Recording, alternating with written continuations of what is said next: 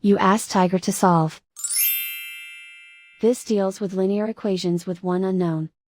The final result is x equals 109. Let's solve it step by step.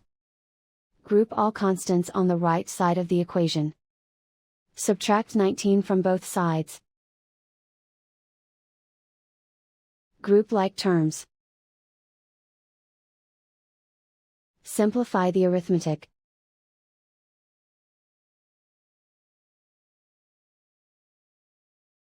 Convert the x into a positive number. Multiply both sides by -1.